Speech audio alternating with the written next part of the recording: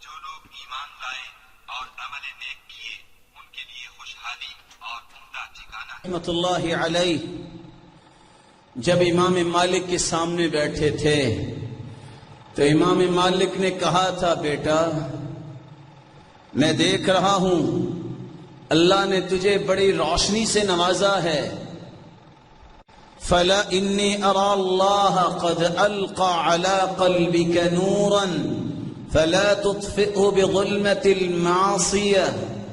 بیٹا اللہ نے تیرے دل میں نور پیدا کیا ہے تو علم سیکھنے آ گیا ہے، یہ روشنی ہر ایک کو نصیب نہیں ہوتی۔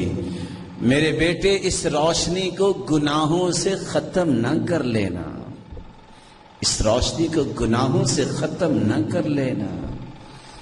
اور سچ کہا امام شافعی نے پھر، شکوت الی وکیع سوء حفظی۔ امام شافعی کہتے ہیں میں نے اپنے استاد وکیع سے کہا حافظہ بڑا کمزور ہے۔ پتہ کتنا حافظہ کمزور ہے؟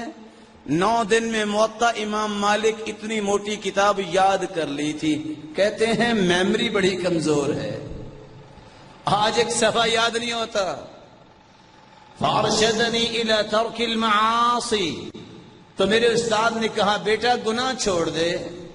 گناہ کیا کرتے تھے؟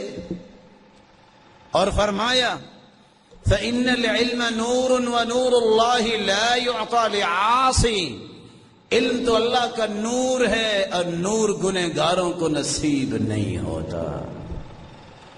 گناہ کرنے کا سب سے پہلا نقصان معاشرے کے اندر علم نہیں ہوتا، جہالت عام ہو جاتی ہے۔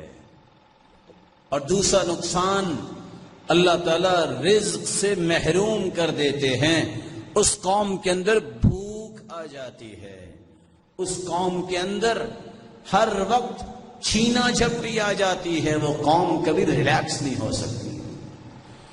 تیسرا نقصان جب گناہ ہوتا ہے تو عبادات پہ پابندی نہیں ہوتی، انسان عبادتوں سے محروم ہو جاتا ہے۔ چوتھا نقصان جب انسان گناہ کرتا ہے تو زندگی کا معمولی سا کام بھی مشکل ہو جاتا ہے۔ وَمَن يَتَّقِ اللَّهَ يَجْعَل لَّهُ مِنْ أَمْرِهِ يُسْرًا، آسانی تو اس کے لیے ہوگی جو تقوی اختیار کرتا ہے۔ اللہ اللہ